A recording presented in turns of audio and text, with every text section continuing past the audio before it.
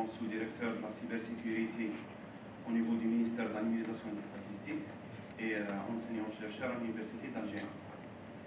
Spécialiste en fait en cybersécurité et techniques de protection des données. Cette présentation peut-être sera différente un peu dans des autres intervenants parce qu'elle traite la deuxième partie, ou bien une autre partie qui n'a pas été traitée, c'est concernant l'intelligence artificielle et son impact économique.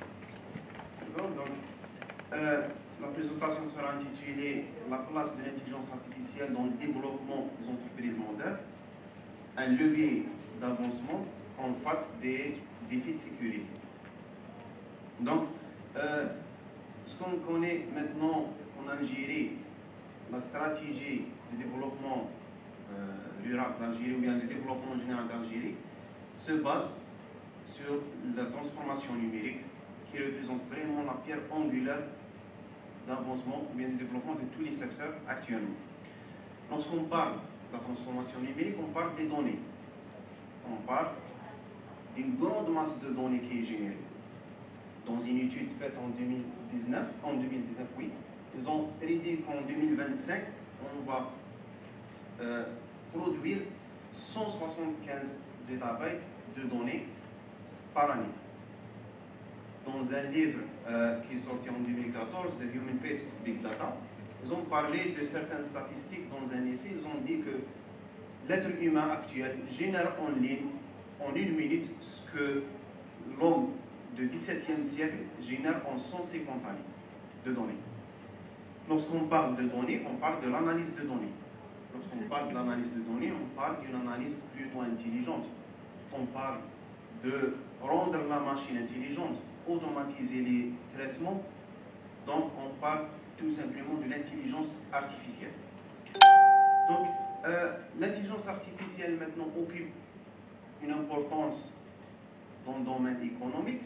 Il y a quelques années avant, elle n'était qu'un sujet de recherche à l'université, au laboratoire. Il parle en 2014, en 2013, en 2012, il parle que le problème de l'intelligence artificielle, c'est que les données produites et utilisées dans le laboratoire sont parfaites, les données du monde réel ne sont pas parfaites. Donc l'intelligence artificielle est limitée. Après ça, les stratégies ont été orientées vers comment sortir l'intelligence artificielle du laboratoire au monde réel, vers des applications. Donc, dans une étude aussi en 2018, qui a été publiée, ils ont parlé de la contribution de l'intelligence artificielle au PIB des États. On parle que les États-Unis, l'intelligence artificielle, c'est les points qui sont en plein, au milieu, participent avec 14,5% du PIB national du développement économique dans les États-Unis. L'Afrique, avec le continent océanique, etc., participe avec à peu près 5,6% du PIB, avec 1,2 trillion de dollars qui sont investis, qui sont gagnés à travers l'intelligence artificielle. Donc, en 2018. En 2018, oui. Je viens de mettre la présentation pour la.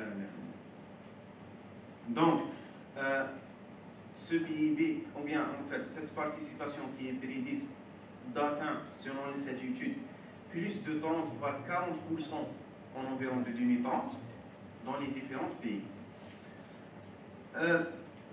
Donc, cette importance d'intelligence artificielle, voilà, donc, selon une étude de l'entreprise McKinsey, il dit que presque 70% des entreprises vont adopter l'intelligence artificielle comme la stratégie complète de gestion de leur entreprise d'ici 2030, dans les horizons de 2030.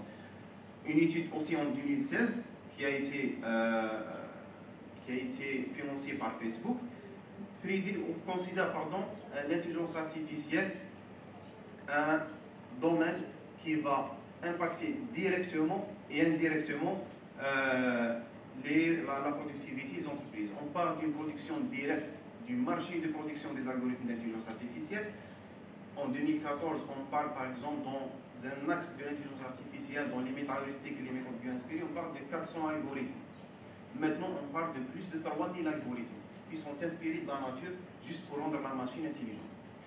Donc, un impact direct dans la production de l'intelligence artificielle en elle-même, des résultats, et impact indirect de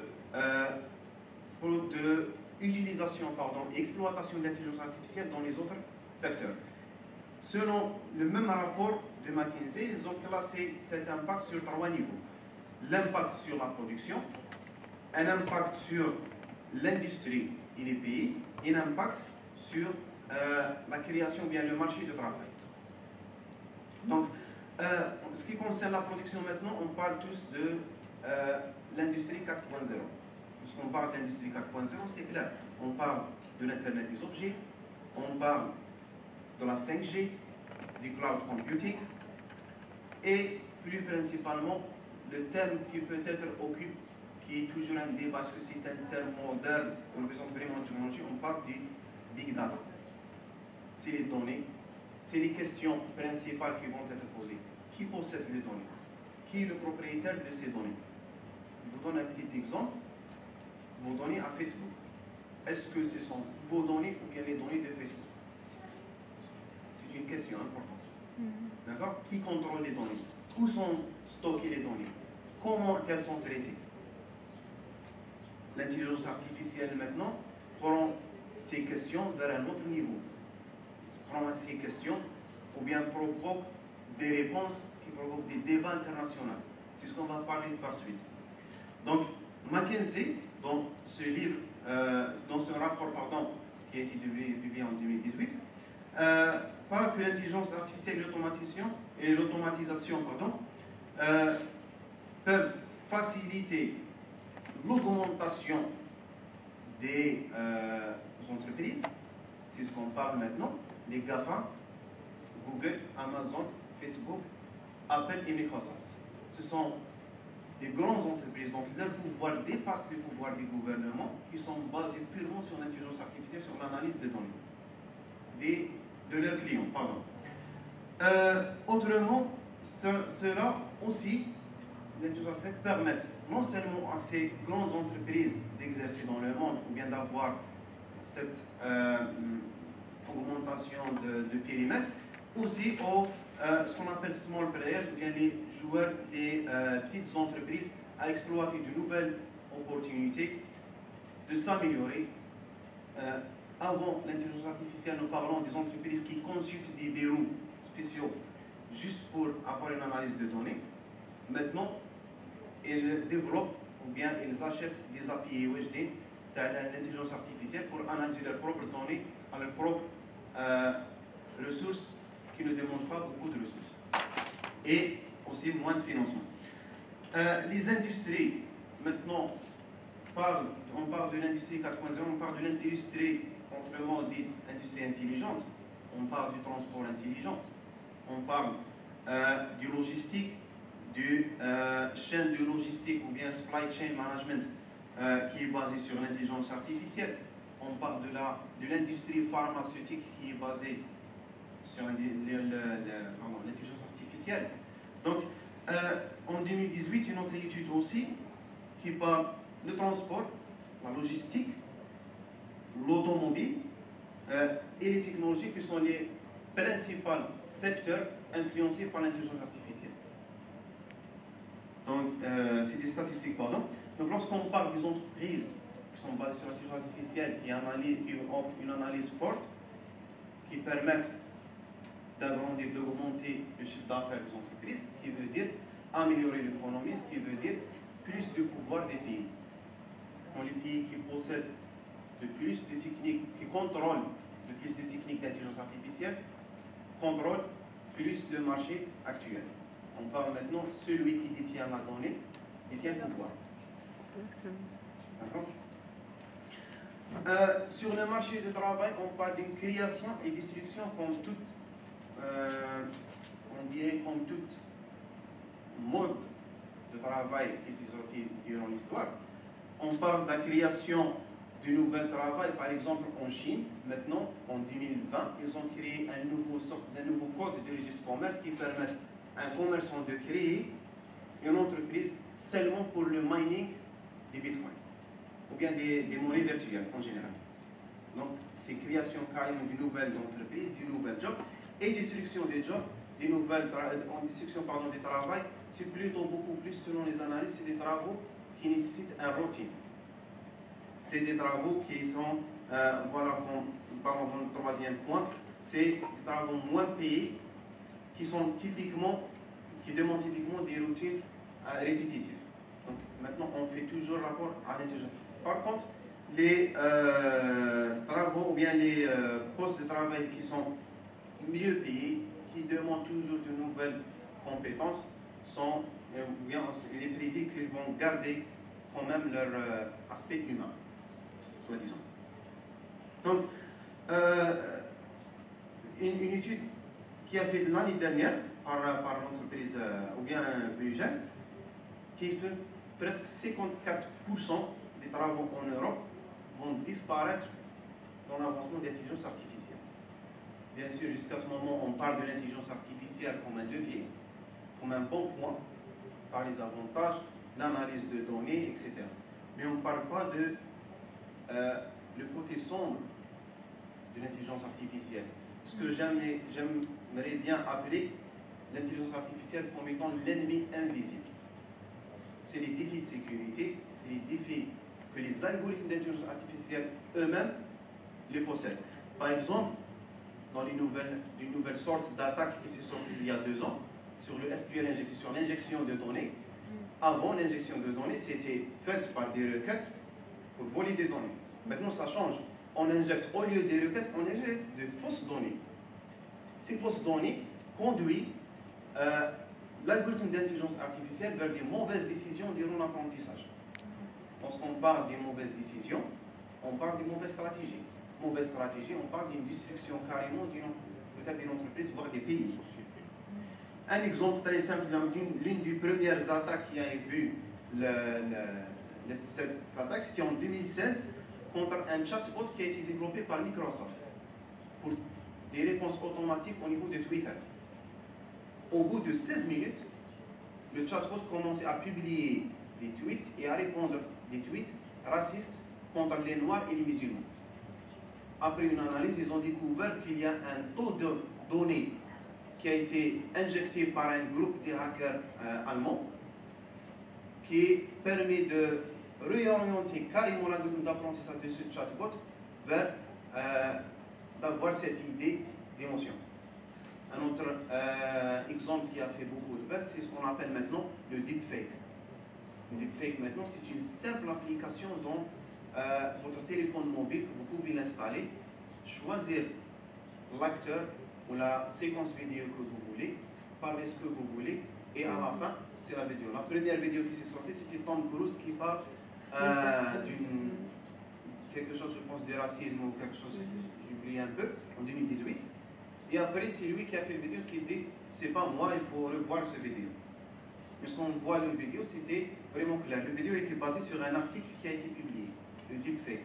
C'est carrément un algorithme d'intelligence artificielle qui fait la relation entre une image fixe en 2D et quelqu'un qui parle, un visage en 3D typique, pour bouger toutes les caractéristiques du visage de telle façon qu'elles sont réelles. Un autre exemple, qui a une semaine, c'est le problème de Google qui ont viré un ingénieur d'intelligence artificielle qui a réclamé que l'algorithme d'intelligence artificielle a gagné des émotions d'un enfant de 5 ans. Il a commencé à sentir, oui, et à exprimer ses sentiments, happy, sad, etc., et répondre d'une façon comme si un enfant de 5 ans est en train de parler à quelqu'un. Il a parlé de ça, il a dit qu'il y a quelques années qu'ils ont remarqué que cette machine a commencé. Elle a commencé les émotions d'un enfant de 2 ans qui commençait à pleurer dans leur baffe, jusqu'à maintenant il a dit qu'en 2022, on est à 5 ans. Et ça risque à grandir. Il grandit. Oui, ils ont viré l'ingénieur. C'est ça. Maintenant, c'est-à-dire lorsqu'on parle de ça, apprentissage, en fait, on parle que l'intelligence artificielle, c'est des algorithmes, oui, c'est de l'intelligence, oui, mais qu'elle est dépendante entièrement de la donnée elle-même. Donc on parle de la qualité de données. Si les données sont correctes, sont exactes, donc on peut parler de l'intelligence artificielle, en fait on peut parler des bonnes stratégies futures. Il y a cet article que j'ai aimé bien, que j'ai lu hier, sur le site QA2L. Ils ont un peu inspiré de la série Breaking Bad, ils ont dit Breaking Bad. Donc ils ont dit que 23% des données des clients ne sont pas exactes. Je vous donne un petit exemple simple qu'on fait dans notre quotidien. Lorsqu'on inscrit dans des sites web, surtout nous, en tant que chercheurs, parfois dans les sites, ils demandent du code postal. Ceux qui habitent à Alger, qu'est-ce qu'ils ont fait? Qu'est-ce qu'ils disent? On met généralement 16 000. Mais ce n'est pas une donnée exacte. Non, il y a des... Voilà. Pour dire à, je ne sais pas, à Alger Centre, il faut mettre 16 001. 16 001. D'accord? 16 100, 16 002. Exactement. Là, notre quotidien, ce n'est pas l'habitude, on fait 16 000. Donc 16 000, celui qui est à Alger Centre, celui qui est à Zeranda, celui qui est à Berlari, habitent tous dans le même quartier. C'est ça pour le système. Donc c'est pour cela qu'on dit que les systèmes, maintenant, je voulais parler de code postal comme une raison. Si on voulait faire une analyse pour dire quel est dans chaque wilaya, quel est le point noir du Covid. On ne peut pas savoir exactement. Pourquoi? Parce que quelqu'un qui habite à Beni Messous, par exemple, qui ne fait pas confiance aux médecins de Beni Messous, en cas de maladie, il va déplacer à Mustafa Bacha, par exemple. Tout le monde déplace à Mustafa Bacha parce que tous les professeurs sont là-bas. Maintenant, selon les analyses d'intelligence artificielle, si on introduit le nombre de patients, chaque patient où il a été pris en charge, on va dire que Alger c'est le point noir. Pour plus de précision, c'est Mustafa Bacha point noir. C'est Alger Centre, c'est Charmaëv, c'est tous les quartiers qui sont autour. Donc c'est ça, c'est pour cela qu'on parle de la qualité de données. Donc par des mauvaises données, je veux dire mauvaise décision. Mauvaise décision, je veux dire that everything. Tout est mauvais. Un autre problème aussi qui évalue surtout avec l'avancement de l'intelligence artificielle et des réseaux sociaux, on parle de la vie privée. Les gens communiquent, les gens partagent, aiment, commentent n'importe quoi. Parfois, ils disent pourquoi. Voilà. Maintenant, l'intelligence artificielle a avancé dans ce domaine. Si vous parlez dans un groupe d'un sujet, chose que m'a parlé déjà, je sais que la plupart, je ne dis pas tout le monde, on parle d'un sujet, et je m'accorde ces publicités Facebook sur ça. Exactement. En fait, si on lit le privacy statement entre Google et Facebook, Facebook dit qu'ils achètent et vendent des cookies, des données, des cookies. Et c'est leur droit. On a accepté. Mais on a accepté. Google, il réclame que le microphone Android, parfois, s'active automatiquement. Et justifie ça que c'est la raison pour que prendre des séquences de voix pour les utiliser pour des futures authentifications à base de voix. Mais il ne dit jamais quelle est la donnée qui a été prise et quel est le sujet d'analyse et comment ils vont l'analyser. Vous savez que le moteur de recherche d'analyse de voix de Facebook contient plus de 2450 dialectes dans le monde, y compris Derjakan. Ils comprennent bien la Djerba, comment on parle. C'est pour cela qu'on dit parfois des mots, même au Derja. Ça m'est arrivé. Au bureau, on était en train de parler, entre parenthèses, c'est pire que ça. C'est durant la journée, dans mon bureau, je trouve que les publicités parfois, des chaussures qui font la livraison au niveau d'Alger Centre, au niveau du ministère. والله oui, quand je vais للدار لعين بنيان, je trouve que les livreurs تاع شراكات تاع البنيان تاع الممسوح à tous les côtés. Mais si on lit le privacy statement, Facebook réclame qu'elle récupère ces données, qu'elle les analyse pour améliorer le service. C'est bon, vous n'avez plus besoin de déplacer pour acheter, on va vous ramener le tout. Chez vous, un double, donc c'est ça. En fait, dans le même livre de Human Face of Big Data, Edward Zaft, c'est un journaliste qui parle qu'il n'y a que deux industries qui n'ont leurs clients comme des utilisateurs. C'est les réseaux sociaux et la drogue. Les réseaux sociaux et l'industrie de la drogue. La drogue. Oui. Qui parlent de leurs clients comme utilisateurs. D'accord? dans le même livre, toujours Kate Green parle que votre prochain téléphone, ça c'est un livre qui a été publié en 2014.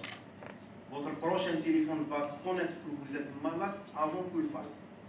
Elle a parlé à la base d'une petite expérience qui a été faite en Allemagne, un petit applicatif d'appel qui se rattache à l'iPhone. Vous mettez un maintenant s'il y a des petits signes d'un risque de crise cardiaque, votre téléphone va partager votre position géographique en compris même thème et les bêches. L'expérience a réussi et maintenant elle a été partagée à plus de 150 pays dans le monde. Ils les utilisent. C'est réussi. Et c'est grâce à une analyse sur tout le pattern cardiologue de l'être humain. Justement, plusieurs attaques maintenant ont vu le jour qui exploitent ce truc-là. Maintenant, les attaquants avant, dans les attaques de phishing, ce qu'on appelle les attaques de phishing, les attaques d'hameçonnage, lorsqu'ils envoient un lien piégé, ils visent un client précis. Maintenant, l'attaque grâce à l'intelligence artificielle, elle est améliorée. Il suffit de créer le lien et le partager. Et Facebook va s'occuper à le partager aux personnes concernées qui peuvent être attirées par cette publicité et qui peuvent cliquer. Un exemple, c'est ce qui a été passé à marquer électroniquement, juste appeler, entrer un formulaire, entrer vos données, appeler au téléphone, on va vous appeler au téléphone, vous allez avoir votre logement. Elle a été publiée sur Facebook seulement, sur Alger, pratiquement. Tous les habitants d'Alger ont reçu ça. Durant la période entre juin et août, ils ont reçu, alors inscrivez-vous, vous allez avoir 40 gigas de 4G LTE d'Algérie Télécom gratuite. On a même constaté, selon les ingénieurs d'Algérie Télécom, des personnes qui ont ADSL ont s'inscrit sur cette plateforme. Je ne sais pas quelle est la relation entre ADSL et 4G, mais ils ont, pour dire, alors voilà, 40 gigas de En septembre, l'attaque a été changée. C'est la même attaque. Ils ont dit, Algérie Télécom ouvre plus de 14 000 postes de recrutement au niveau national, il faut s'inscrire. Maintenant, il y a 2 heures d'inscription. Plus de 1,5 million d'inscriptions a été enregistrées pour cette attaque. C'est une base de données, des données personnelles des gens, y compris nom, prénom, adresse domicile, nombre d'enfants. On fait même pour, par exemple, Ardis, des bons d'achat. Ardis, oui. Bon, j'ai pas eu la publicité d'Ardis. C'est-à-dire, vous allez recevoir une invitation voilà. pour remplir et obtenir un bon d'achat, et puis c'était faux. Effectivement, oui. Mais c'est des données privées qui sont été collectées pour les utiliser peut-être dans d'autres attaques. Aussi, l'intelligence artificielle, en fait, pardon, le problème de vie privée n'est pas seulement un problème de collecte de données privées. Il collecte les données, il les analyse, peut-être il fait quelque chose. On parle de FTISAS, etc. C'est une sorte. Mais chose qu'on ignore, c'est que lorsqu'on parle de vie privée, on parle d'influencer et d'être influencé. Est-ce que je peux transmettre mes idées à quelqu'un? Est-ce que je vais être influencé par les idées de quelqu'un? Je vous donne un petit exemple simple. Dans les votes de 2012, je pense, 2012, avec le vidéo de Mansourtesh, c'était le premier exemple. Qui ont vu cette vidéo? Lorsqu'on voit l'analyse, 90% des gens qui ont vu cette vidéo, qui l'ont partagée, c'était des Algériens. Malgré qu'on a un tas de communication à l'international. Mais c'était des Algériens qui habitent en Algérie. Pourquoi seulement ces Algériens? Parce que l'intelligence artificielle a affiché la publicité visée à quelques, en fait, de plusieurs points négatifs dans les réseaux sociaux qu'on peut avoir. Les fake news qui sont partagés, les influenceurs, qu'on dit maintenant des influenceurs, qui ont commencé à un certain moment chez les Algériens comme étant des comédiens, sur les réseaux sociaux. Maintenant, ils ont devenu des grands stars. Maintenant, nos enfants, nos adolescents parlent, non, je vais devenir un influenceur. C'est plus facile. Ça gagne de l'argent facile. Oui. On parle du métaverse et du méta de Facebook. Donc, ils ont enregistré, au bout de 2 mois de son lancement, pas mal de choses, comme la première Kirim qui a été faite, qui a été réalisée dans le méta, qui a causé une crise cardiaque de son utilisateur. Donc, à travers Facebook, ils ont tué quelqu'un. Oui. à travers une petite publicité. On parle, bien sûr, Cambridge Analytica, c'est un exemple. Je pense que vous avez tous entendu du documentaire de Great Hack. Comment Trump a gagné ses présidentielles grâce à l'intelligence artificielle. Ils ont vendu 30 millions de comptes d'Américains à l'entreprise Cambridge Analytica à Cambridge, en Angleterre. Ils ont fait l'analyse, ils ont affiché tout simplement, tous ces utilisateurs ont reçu automatiquement une publicité dans leur compte Facebook qui dit Hillary de Crook. Et les deux O de Crook, ils ont fait des jumelles, comme s'ils disent attention, Hillary Clinton vient de vous espionner. Tout simplement. Grâce à ça, presque tous les Américains ont été orientés à voter à Trump au lieu de Hillary, juste pour ne pas être espionnés. C'était étudié. Malheureusement, dans sa deuxième campagne, il n'a pas pu le faire parce que le documentaire de Great Hack a sorti avec les réclamations officielles. Je ne vais pas trop étaler parce que si on parle dans ce sujet, on ne termine pas. Je vais parler directement des recommandations à respecter peut-être pour l'intelligence artificielle. On parle pour les entreprises, il faut bien choisir leurs algorithmes. Maintenant, les algorithmes d'intelligence artificielle, comme on a vu, sont vulnérables aux données, aux mauvaises données. Donc, il faut bien choisir les algorithmes, il faut bien choisir leurs données. Choisir leurs données au sens de fiabilité de l'algorithme, au sens de la protection de vie privée. On ne pourrait pas n'importe quelle donnée. Pour les utilisateurs, on dirait, choisissez bien ce que vous partagez, ce que vous communiquez. Je vais aller plus loin que ça pour dire, choisissez bien ce que vous utilisez et comment l'utiliser. Bien sûr, il reste un point très important, peut-être la solution la plus efficace actuellement, c'est sensibiliser et sensibiliser et sensibiliser jusqu'à ce que les gens avoir cette idée des dangers des réseaux sociaux grâce à l'intelligence artificielle. Lorsqu'on atteint le point de maturité, ça, il faut continuer à sensibiliser. Il ne faut jamais arrêter de sensibiliser. C'est très important. Réglementer l'intelligence artificielle, je dirais, c'est une nécessité, pas seulement une option. Le Parlement européen, ils ont déjà commencé à réglementer. Il y a une loi européenne qui gère l'intelligence artificielle. Il y a plusieurs textes qui la suivent. Dans notre ministère, je ne vous cache pas ça, on travaille sur un projet sur la loi cadre du numérique qui va contenir la réglementation vraiment d'intelligence artificielle. On part plus loin que ça. On va créer un comité scientifique des experts d'intelligence artificielle qui auront le rôle de publier chaque année quelle est la liste des algorithmes d'intelligence artificielle qui va être adoptée dans les institutions étatiques pour l'analyse des données, qui va être autorisée, soi-disant, à être utilisée en Algérie. On parle aussi de la blockchain.